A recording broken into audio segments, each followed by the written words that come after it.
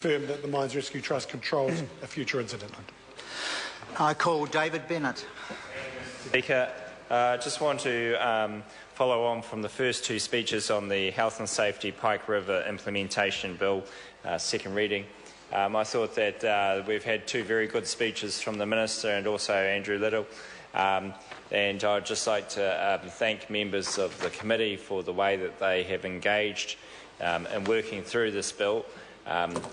Mike Sabin did a great job as Deputy Chair, and other members of the committee that travelled throughout the country. We went to Westport to hear firsthand from the community and families down there, and just want to acknowledge Damien O'Connor, who was there with us that day, and pay respect to that community and to the families involved. That tragedy has led to this bill effectively coming before the House. It has three main strands in the bill. The first area is that in creation of WorkSafe New Zealand. This is a new workplace health and safety agency, a Crown entity that I think all parties in this Parliament will see a lot of benefit from. And there may be some debate around how it is comprised and some of its effectiveness in the sense of the rules around how it applies to certain situations. But it is a huge initiative in the health and safety area, and I think all parties here will acknowledge that it is a major change in health and safety in New Zealand, a change that we all support and look forward to its implementation over time. It also will necessarily evolve and will take different forms as it goes through its different functions, but we have a very strong starting point at this time. The second part of the bill amends the provisions to the Health and Safety and Employment Act 1992 to support new initiatives and around the management of hazards in the mining industry.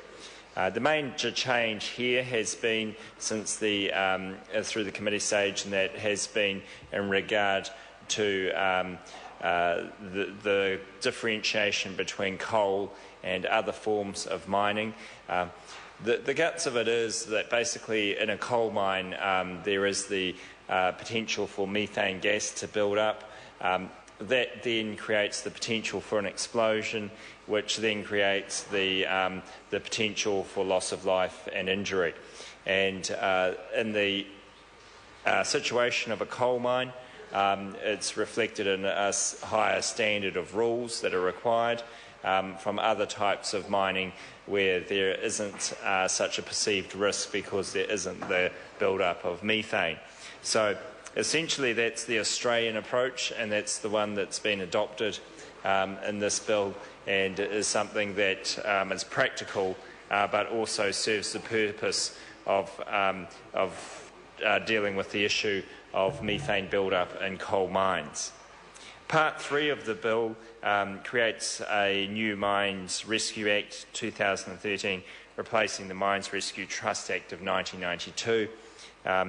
It has been noted by other speakers that it involves a number of procedural issues around making the role and functions of the Mine Rescue Trust to better reflect the current environment. So overall, this is a very solid bill. I'd once again like to thank all members of this House and the parties for the way that they've conducted the inquiry, and also looking at the rules to make sure that we get the best result for our communities and also for our industries involved. And this is a successful bill which reflects that. Thank you, Mr. Speaker. The Honourable Damien O'Connor. Thank you, Mr. Speaker, and I